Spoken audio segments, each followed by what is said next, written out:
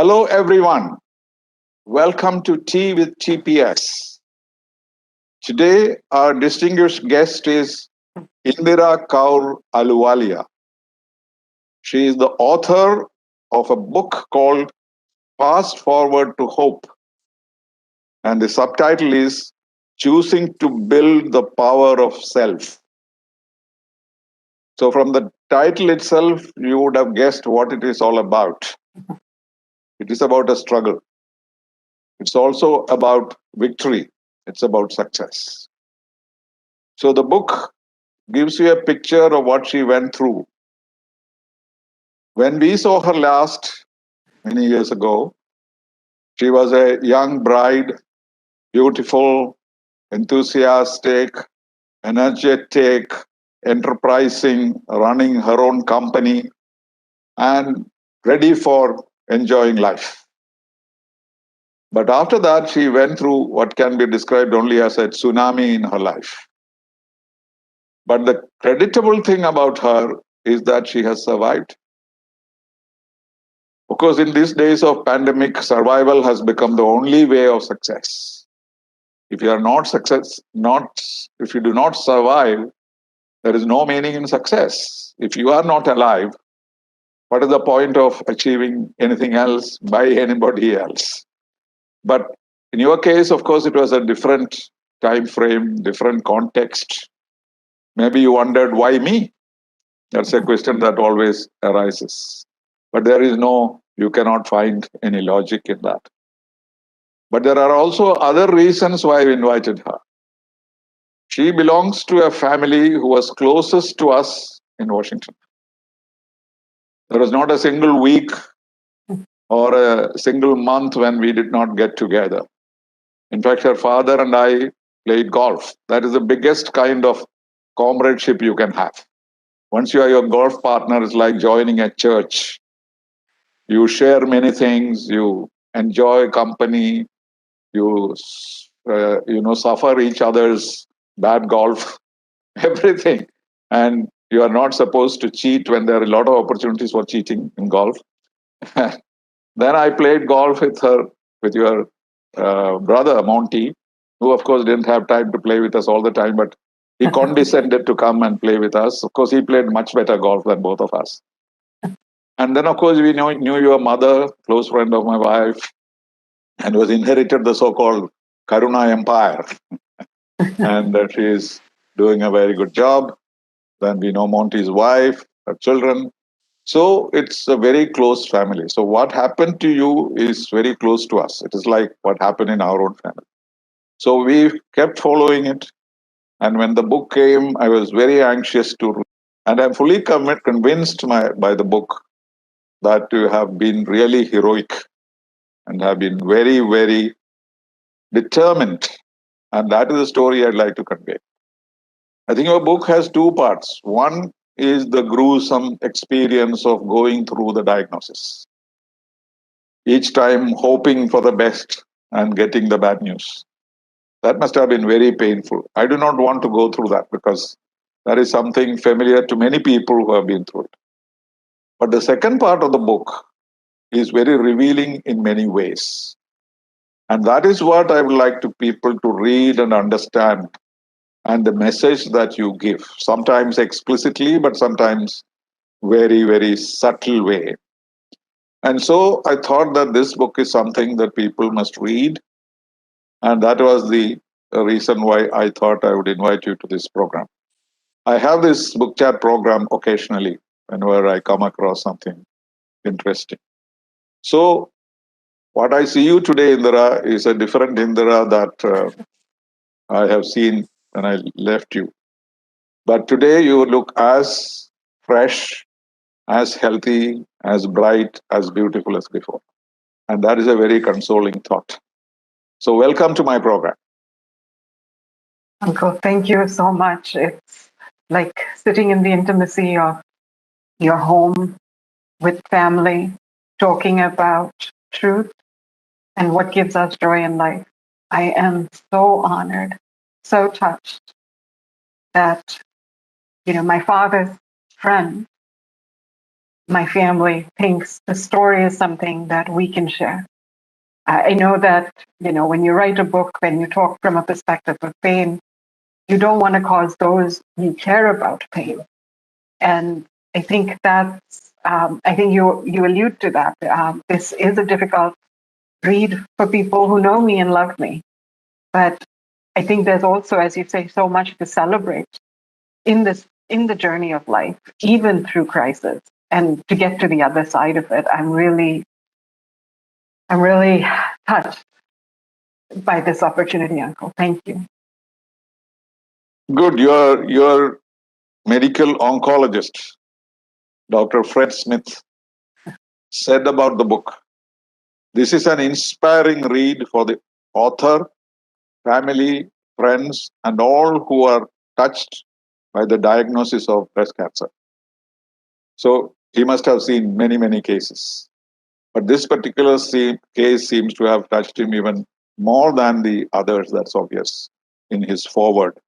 So that could be our beginning. And first of all, what was your motivation in writing this? Was it just to recall all that you went through, merely to record it maybe for posterity, for your children, for other people who face such situation? Or was it to convey a message to the world that there is a way out of any situation? And once you are out of it, it makes no difference. A bad experience and good experience are very painful and very joyful at that time. But years later, they all get counted as just experience. And so that is one good thing about humankind. We have the ability to forget, the ability to get over the worst trauma in your life. So what was the basic motive? Why did you think that this book will be useful to the society? It's an evolving process. A long time ago when I started the journey, my cousin, who's a publisher, actually said, "You should journal. You'll get a lot out of that experience, and from what you learn, you might be able to share." And you have so much going on. The last thing you want to do is record it. Right? It's hard enough going through it, but it planted a seed that there was something to be given from what I had been given myself. And it was a sense that stayed with me. My children, Uncle, as you remember, were 5 and 3 when I got the diagnosis, which is too little for them to know which way is up. But they are children, as you know, are also very astute. Their language isn't words. It's the emotion that they feel in the body of the people that they care about. And there's a lot of unanswered questions. And, my children, just like anybody else's, are not going to sit down for hours on end to learn about what I've learned in life. And in some ways, my desire was to share with them what they had experienced but not understood. And as I thought about that continued to percolate in me. As they grew older, they had different experiences that could be tied back. So in some ways, it was to fill in those blanks. But also, my parents have strived and created in me and Monty, certain ways of living life. And you also want to pay that forward.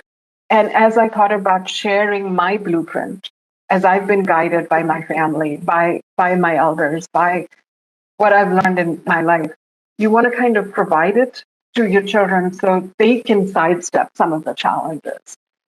And in writing it, I realized that there was broad application. It wasn't just discussing it from a personal perspective, but it was universal in that challenge and human frailty is something we all experience in different ways. It doesn't have to be cancer, but the determination with which you get through crisis and not let that experience hold you, but how you release that experience and still retain what you've gained as a result of living it, was that balance. I realized that I had to find a way to serve. Did you give up in between at any stage that you wouldn't do this? Not for a second, not today, not then. There was no Not question. even a writer's block at some stage? No. In terms of writing or life. I mean, with both, with life, never for a second. The diagnosis, as you know, is advanced breast cancer with bone metastases. It was stage 4 when we discovered it in April through May 2007. There was no question that I was not going to give up. You know, it was like a Bollywood moment, right? There was no discussion, there was no negotiation. It was an understanding I had already reached with my God that I would raise my children. So you started this only after you recovered? I started writing this book right through COVID. I started writing in July, and I think I wrote it almost as a steady, short flow, and it came from the spirit. It took me all these years from when that seed was planted to this period here when I was spiritually and emotionally ready to experience it again. Because the only way for me to tell the story is by experiencing my truth again. What I had to do was experience it so I could then get to the other side with the reader. Right. And you speak of a sense of satisfaction when the book came out. You know, I saw your picture with the loads of these books packed and with a smile on your face. What was that satisfaction about? Was it because you wrote a literary piece? Do you see yourself as a writer? Have you written before? You know, I've written in different subjects for work. I've journaled, but I haven't written a book before. I think the satisfaction came from the perspective that this was within me and now it had released and was free. And you had a sense of relief that the story has been told, did you? I did, because, you know, as I alluded to in the beginning, one of the reasons you have to be spiritually ready to write it. But you also, when you're writing a memoir and you're writing from truth, you worry a little bit about how it'll be received, certainly from a perspective of judgment, but also you're putting truth out there that you protected your family and friends from. And so you don't necessarily want to expose that to them after you spent a good amount of this experience protecting them. The goal, however, was in telling the truth, perhaps it was going to be a release for all of us. So the relief I felt was I could stand by my decision because I felt I had been authentic and my intentions were pure. Yeah, that is important, particularly when it is a medical topic. Maybe doctors might think that you misunderstood something or it is not credible or things like that. That is one danger. In any case, any writing of autobiography, you're always worried that people might misunderstand you. You know, I write a lot, and I often see that people don't read the way I intended them to read it. And so they criticize you or praise you for things you are not really responsible. So that is the danger of autobiographies. If you are writing some creative literature, yes, that's fine. You can go anywhere you like. But you'd like to be authentic. And the other thing, I dedicated my first book, which was a comprehensive autobiography, as it were, to my 2 grandchildren. I had only 2 at that time. Then I said to my grandchildren and also to the unborn ones. I knew there would be more coming. And now I have one more. And in fact, my son was telling me today that when I mentioned something in the context of my conversation with you, he said, "Do you know, Daddy, my children feel that they know more about your childhood than my childhood." Because they have been reading the book and underlining and putting question marks because they're reading about a world which they never knew. A village in India, the kind of circumstances in which 4 boys grew up, and all that is absolutely unknown to them. But now they are absorbing it. Now they know where they come from. You know, so So that's a very satisfying thinking. And it's a But the gift. most important thing about this book and about your own life is faith. Vahe Guru is the refrain all over. When do you say that in your prayers? It's a conversation. It's an ongoing conversation with a No, when you friend. say Vahe Guru, like we say Sri Rama or whatever, Right. how does it In what come to you? You know, it comes in there's no specific space that it doesn't come into. It's, You it's actually say certainly, it, or you just think about it like a mantra? it's even more innate than a mantra in some ways. It's, it's a, it's a moment of connection where I am catching my breath or gaining strength or enjoying a beautiful moment. It's always been part of who I am. It's not something I've cultivated. I've been very fortunate in that this relationship with Vaheguru has been simple. No, like I have a favorite goddess. We have a home, family. Yeah. So it's a Devi, That's, it's it is Durga, that's Durga's right. image. So whatever comes to me, good or bad, I immediately say, oh, Devi. Yeah. So, so I suppose this is similar to that. Indeed. Indeed. And you were brought up as obviously belonging to a Sikh religion. You didn't choose it. You were born into a Sikh family and Yeah. inherited this tradition.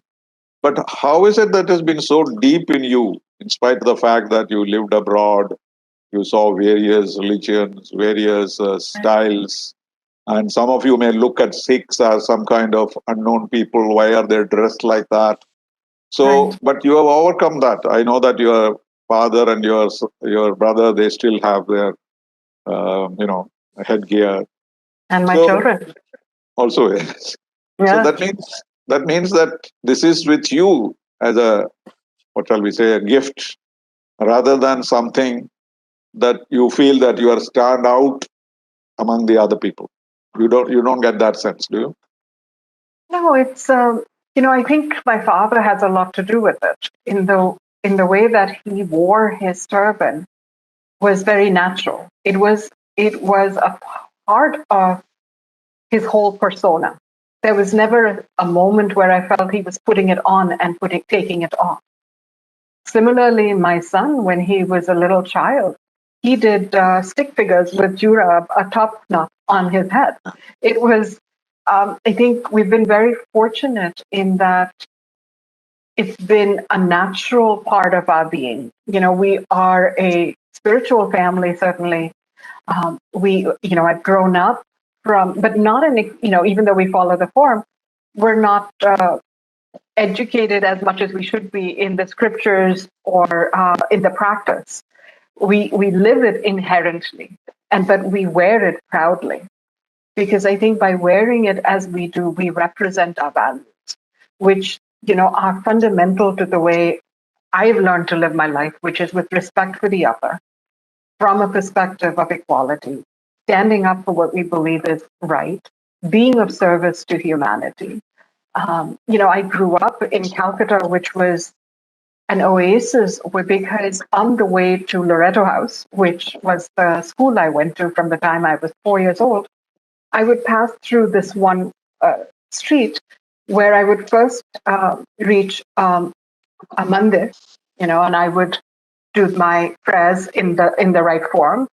I would then get to a mosque and I would do the prayers in the right form. I would reach the Gurdwara and do it. And then I would get to church for the assembly at Loreto House.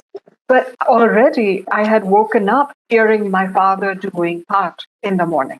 He did that without fail, morning and night. So religion or the practice or the experience of religion was never separate from me growing up. But there was always choice, because as we recognized walking and driving through different streets, there was diversity in how people believed. But the beauty of the Calcutta I grew up in, and that I'm so proud of, is that you could you could belong everywhere, but you could hold on to the path that you so felt you were born into or you were most comfortable with. And so, And in the United States, you did not have any discomfort. there was plenty of discomfort. I mean, but isn't that the point, right? Whether it is the color of my skin or the length of my hair, the question is, do you believe enough in what you stand for to make that more important? Papa had always said, if the problem lies in the other when they discriminate, right? Because it's how they see you, how you see yourself is totally different. You don't have to buy into the bias of the other. You can operate from the strength and the beauty of the completeness of every aspect of you. And of course, the very fact that he went to the United States because of the same illness. So you were probably conscious of it right through, and you knew how he had coped with it. And that would have been another factor, wasn't it? Absolutely. Absolutely. He had a 2%, and I allude to this in the book, he had a 2% chance when he was first diagnosed in 1980 of walking out on a stretcher. And that was too much for him. There was no way he wasn't going to be alive, capable, and giving towards his family. When that's your grounding, you've already been coached in the game of life. And he also never stopped living, right? I mean, he always alluded with with the colostomy and, with the diabetes and losing his eyesight in one eye, he would continue to play that bad golf, as he said. It didn't matter. I mean, he ran a business, he contributed to society in different ways. So, For a long time, I did not even realize that he had this problem. He was hitting balls longer than me in golf. I'm sure, Because in golf, your body has to be perfect, to be able to play the game. And he did it. I'm sure he would have loved to hear this right now, that he was hitting the balls longer than you. He knows that. We are always competing. Some days I would win, the other days he might. So there was no problem about that. And I always concede. So, but that was not the point was that, like in anything else, the energy that he brought into it. And he never complained that, he didn't hit the ball right today because he has a problem. Because that problem never came up. Because he always took responsibility. I mean, I think the one big lesson from him was you take responsibility for what you can control, right? You're not going to win every fight.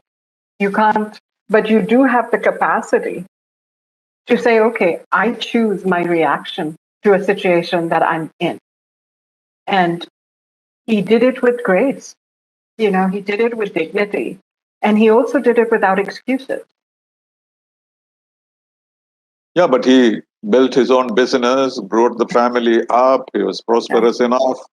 Everything suited him, the fact that he went to the United States. Maybe he would not have gone if this had not happened. So there is some. My mother was. He was well established in Calcutta, wasn't he? He was well established.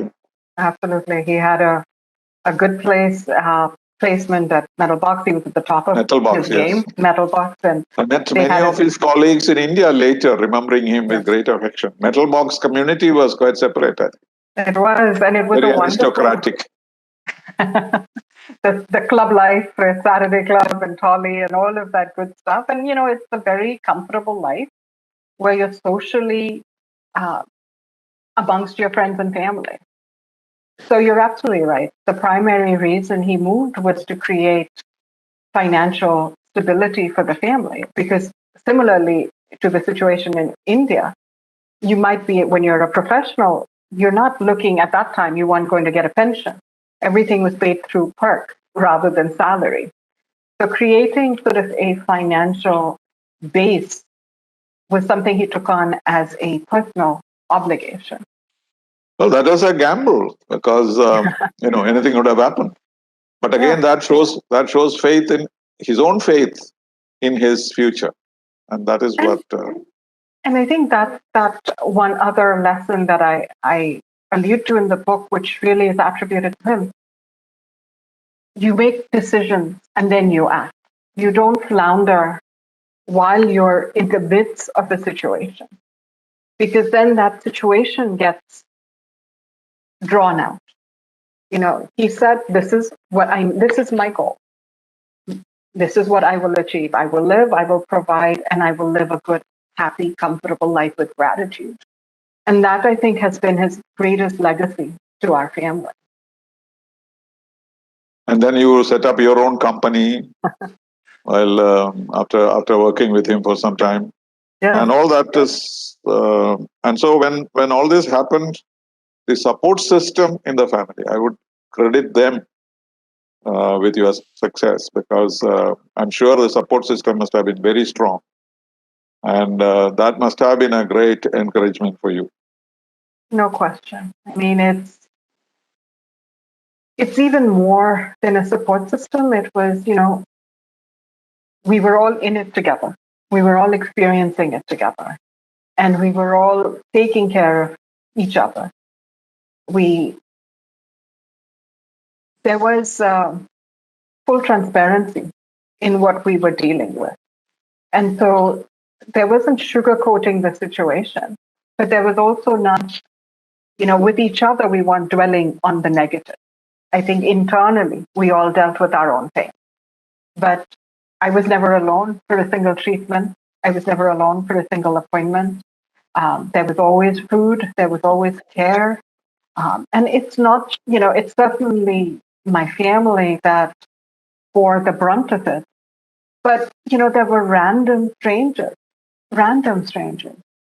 who overheard a conversation, who reached out to say they were praying for me. So the beauty of challenge is that if you open yourself up, there is support. I mean, I think that I am incredibly fortunate that my family is close-knit and willing to be together through crisis. But for folks who have different family systems or different family situations, their humanity is so vast and tremendous. You have to first make the decision whether you're open for this. And in our culture, Uncle, as you know, we don't always talk about hardship. We don't always talk about disease. We don't always talk about strife. It's a matter of saving face. And I'm selfish from that perspective because I believe in the goodwill of people. I believe that in sharing is where we have the greatest humanity. And so by allowing myself to be vulnerable, I've created the space for us to be together. Because my experience may be caused by something different than yours, but you know where I've been, and I know where you've been. And I think that's what's been another incredible gift to me. Yes, so the courage that you showed definitely came from that faith, because you are not alone. You had enough people to share, and at the same time, they did not show great sympathy or made you feel uncomfortable with that kind of feeling. No, there was no pity, not from my family. There was, and there is people, and this is something that's interesting. I recently started thinking about the term well-intentioned. Well-intentioned is a double-edged sword. Yeah, right. They say the road to heaven is paved with good intentions, they say. Exactly. And so sometimes in this good intention, people say, "Oh, I'm so sorry, beta. I know things may not work out." Yeah, or they look at the person next to you, your family member, and they shake their head and they say, "We feel so bad this is happening." They'll tell you some stories of their own relatives who went, who couldn't survive. All these are. There are many stories. There are cancer survivors have written several books. We have a comedian who has written a comedy book on cancer. Right. That I have to get. But I mean, I think he and his wife got cancer together, and somebody went to the house and said, "Oh, you are made for each other, and that is why you both got it." This kind of comments. Yeah. So, but you have to figure out what to take in, right? So when you see that look of pity, or you see that, negative expectation that somebody has put on you, it's hard to not take that in, right? Because it's usually somebody who cares about you. So you have to kind of let it kind of skim the surface and say, if it enters my body, if it enters my spirituality or my consciousness, it'll alter where I can be. So, I mean, the one thing I always ask people is if you want to give love, but don't give concern. Right. No, but earlier people used to keep this as a secret, basically because of these reactions. But that is not changed. That is changed now. People do share. And what is your assessment of the medical system in the US? Your experience? You know, It's I the think most that advanced country in the world. But during the pandemic, we found that the United States failed in the expectation that the world had about the United States. So where did you find it absolutely, what shall we say, satisfactory? well, I think the satisfaction comes from the fact that I'm alive, right? I think that No, but through the process. yes, no, absolutely. And the reason I'm alive is because of one single drug. I mean, there was the toxic part of chemotherapy that was just to kill all the drugs. I mean, kill all the cancer cells. But there was one drug that had only recently come on the market and being approved that I was fortunate enough to get cancer at a time when that drug was available. Now, the point about that is that drug is still not available everywhere in the world. So people with my condition do not survive. And it is about $12,000 for me to get treatment every 3 weeks, which I still continue to do. I wouldn't have started if I didn't have insurance, which in and of itself is a whole racket. I wouldn't have had life. So I think that Many people in the world won't be able to afford it. that's exactly right. The inequity in health, the profitability of the cancer industry, the silos in which research is kept, makes me wonder if that has slowed down creating the cure. Because if we have the capacity we do, then the mandate shouldn't be anything but full recovery of all people through cure. And so in the book, I've been a little provocative, and I've asked the question whether I'm worth more sick than well to the cancer industry. You know, I come from a for-profit entrepreneurial background, so I don't have a problem with capitalism. But capitalism can also come with values. And if the mission is cure, there's still many ways to build profit. So certainly your being in the United States helped immensely. That is for sure. Completely. Yeah, in fact, I had intended to ask you about the expenses. Were the insurance adequate to meet your costs? You know, insurance, it depends on the insurance. And the job I do, you know, and I will say this bluntly, is predicated on the type of insurance that company can provide.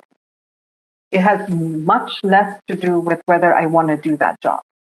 And there's a vast percentage of people who are driven by that, especially now in countries such as the US, where insurance is the prerogative. So insurance controls livelihood as much as the capacity of an individual to contribute what is truly their skill. And also sense of security. Absolutely. So very important, because in India, the insurance system is still rather primitive.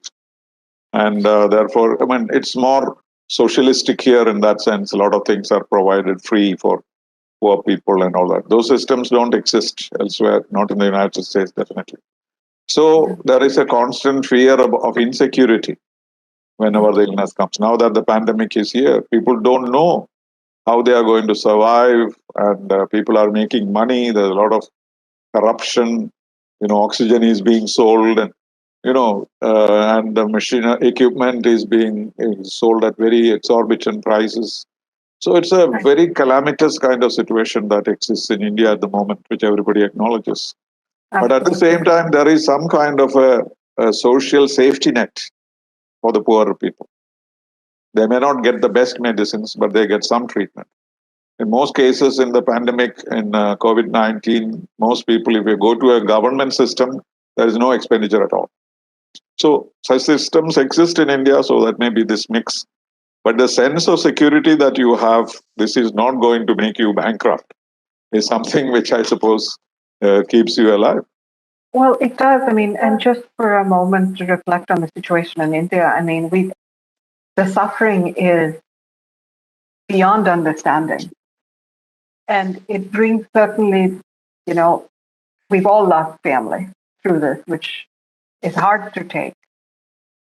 But it also brings out the best and the worst of people, right? And, I had spent in the last couple of weeks, I spent 7 hours on the phone looking for 1 unit of plasma. And it's for a family member. The reality is that we are developed enough, sophisticated enough to have basic systems in place that protect the citizen. And so that failing is something that is not good enough. That is just not good enough. Whether that's in the US with COVID or in India.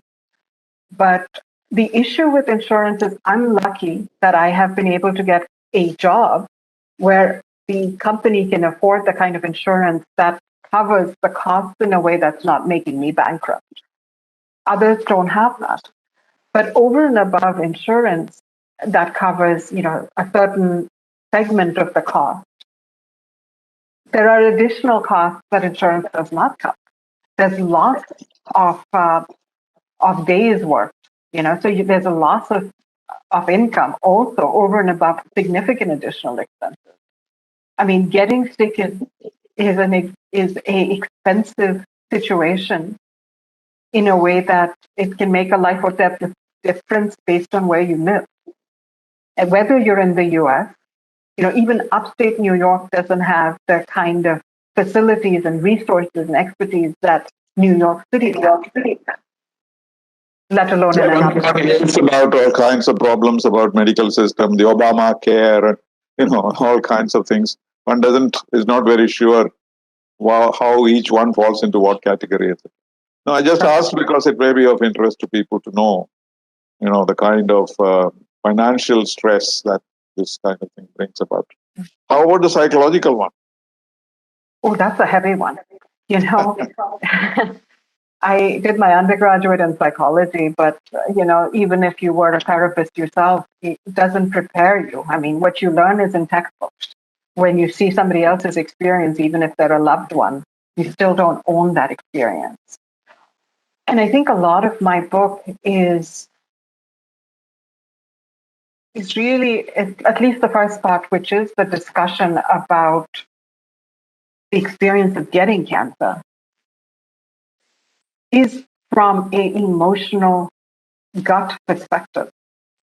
And I think that most of the work that I've seen that other people have done on cancer speak to treatment or, the aftermath. For me, the most fundamentally important part of any situation, any calamity, any disease is tackling it before you get into it.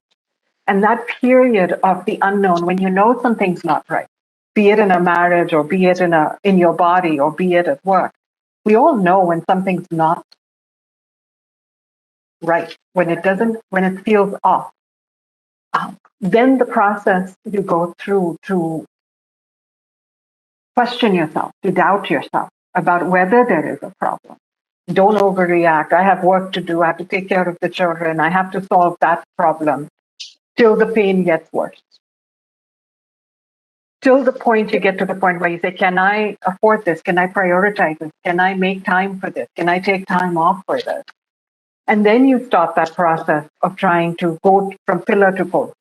Oftentimes people don't know where to start.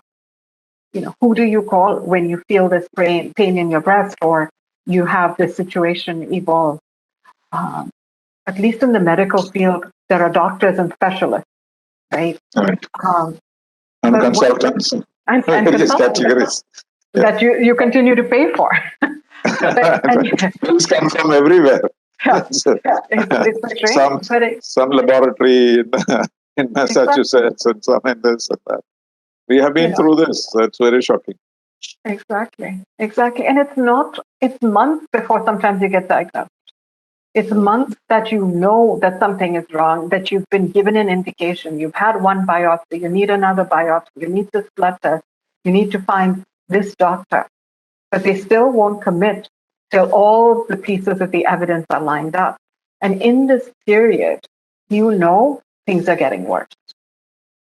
And so your desire to act and your desire to move, especially when it's for somebody you love, the system becomes another responsibility.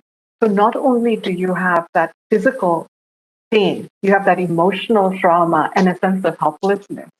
And in that moment, Uncle, if somebody holds your hand and says, you have a chance to fight, I believe in you.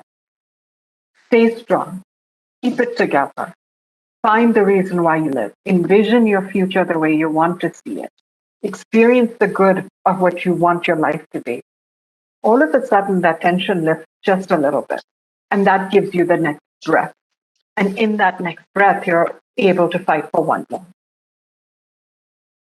Yes, it is difficult to imagine because the person's own experience is all that one can admire and one can watch and one can study. But to sense it in the way one experiences it is very difficult at all. And the fact that you had so much of family support is something truly remarkable. How about about the public? You give two or three instances of kindness by ordinary people. The waitress in the Bombay club, or a cab driver, or a waitress at a bar in a train. Yeah. Kind of, these seem to have touched you. And how did that happen? How is it that? This is humanity at its best. My family has a certain degree of obligation, right? I mean, there's love, there's obligation, there's desire. Uh, and that I'm grateful for. I mean, in no way do I take away all that. But the interesting way to look at humanity is when somebody who's not connected to you can feel your pain. I think this incident with this waitress at Bombay Club, I cried. It touched me so deeply. She said she was willing to give up her job and come and live with you to take care of you, right? Yeah. And just because she, incredible generosity of the spirit. She'd overheard me at the previous business lunch I was at, perhaps talking about the diagnosis with the colleague or friend I was with. Obviously, I have no recollection of that. But she waited for me to come back, ensured she got my table, served us through the lunch, and only when I was leaving, she said, "Can I talk to you for a moment?" She said, "I've been praying for you." How does one give thanks to that? How does one?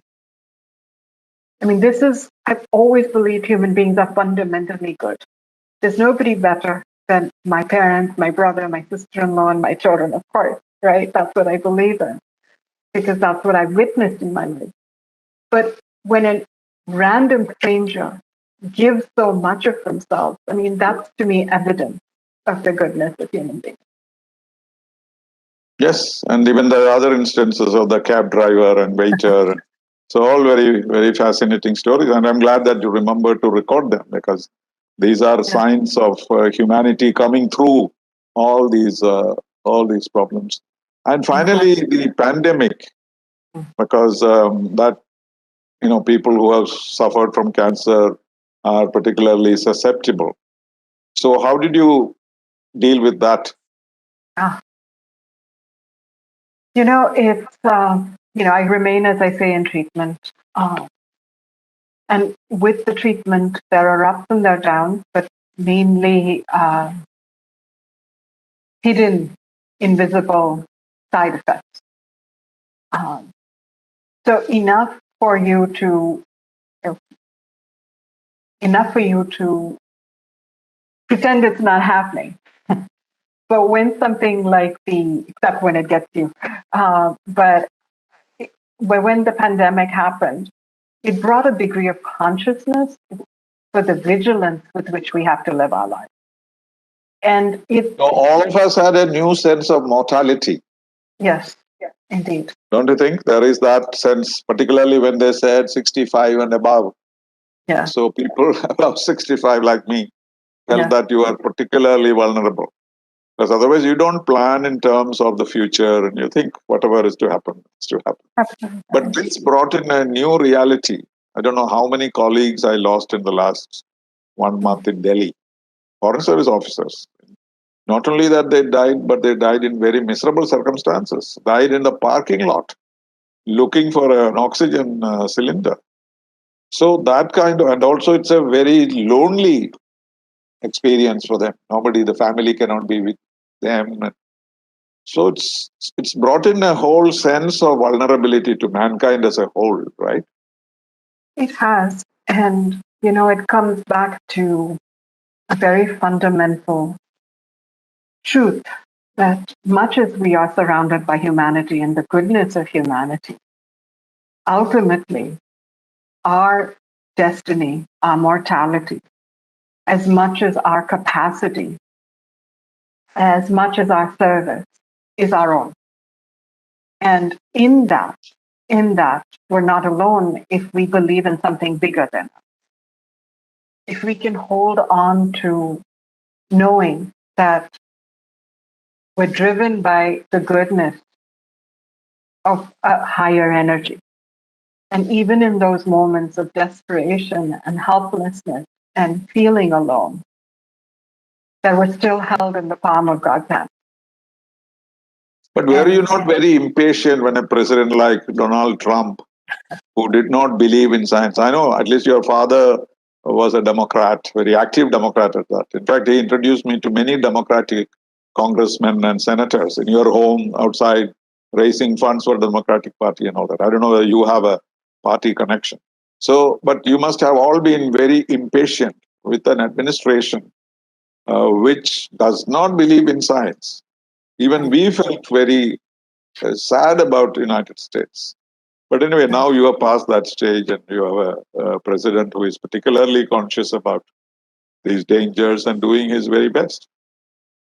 I think that society is always divided, right? Whether for one reason or another.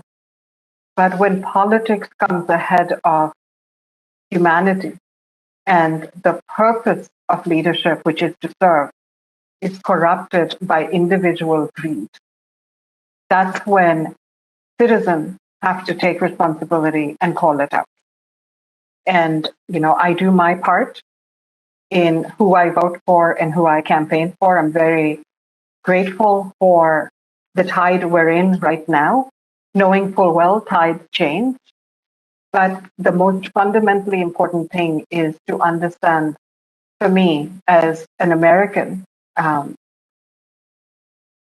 this is my country, and I will voice my opinion with truth, and I will fight for the best I can for my children. And, God willing, that's a conviction that people all around the world will have one day. They have the conviction. We all have the conviction. It's the challenge remains in the consequence. Yeah, because unfortunately for politicians, you never know what they bump into. Like, for example, in India, the prime minister has been very popular the first term, second term, but now what you hear is all only his faults. You don't hear anything good about him. And it's not his making.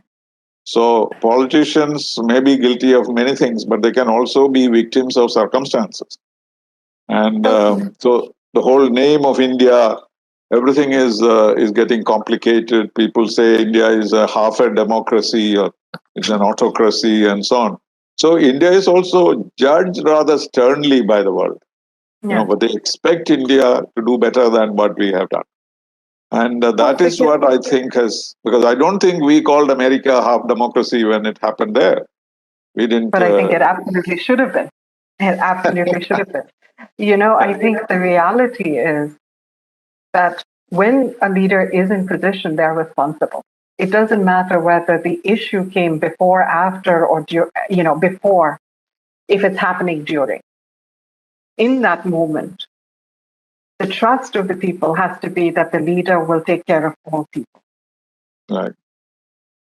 And if the leader doesn't take care of all people, no matter which country, then the leader has failed. I mean, if you compare the leader in a democracy to a leader in a company, if you lose half your employees in a company and you lose half your revenue, the CEO gets fired. Absolutely. Yeah, right. Why should we excuse that when there's a leader of people? Right. I mean, to conclude then, what is your outlook on life now? What are your objectives, your priorities? It's basically to bring up your children, take care of the family, or do you have professional ambitions which go beyond what you're doing? I'm sort of ready for my fourth or fifth career. My children are well on their way to living independent lives with God's grace. I intend to continue to stalk and harass and support and be there for my children and my niece and nephew till they no longer need me, and even then, some, God willing. Personally, I think I'm at a place in my life where I'm free. I'm free from judging myself. I'm free from fear. I'm able to bring my truth in a way that allows me to share the good and the bad. I'm really feeling a connection to humanity from a perspective of writing and speaking to these truths. I think that a fundamental message that I have learned in my life is even when you don't have control, you have power. But how you cultivate your power, how you build your power, how do you live from that perspective of power being a good attribute that allows you to make decisions in a way that are sound, compassionate, respectful to yourself as much as to the other, is the space that I want to work in. Good. And please convey our best regards to your mother, who has been through all this, and she's still very jovial and very strong, and you must consider yourself fortunate that she is around. Is with you. I speak a lot of my father because yes, you talk about him as a role model. Yes, as a role model, and it's the anchor that doesn't get that same glory sometimes. The hero you look up to. Mothers never seek that. The fathers do. I always say it's because of me that my children are so good. Yes, but I'm sure they don't see it that way. agree. No, I think that I've been given strength and loyalty and courage and the will by my mother. Absolutely. She's taught me to fight. I wish you all the luck, not only in life, but also with the book, because I hope it becomes a bestseller in India and in the United States, and gives you a place in the literary world. That's important also. And consider, have your courage and faith. And finally, Vahe Guru. That's all that I can say. Thank you very much. Thank you so much, Uncle. Thank you so much.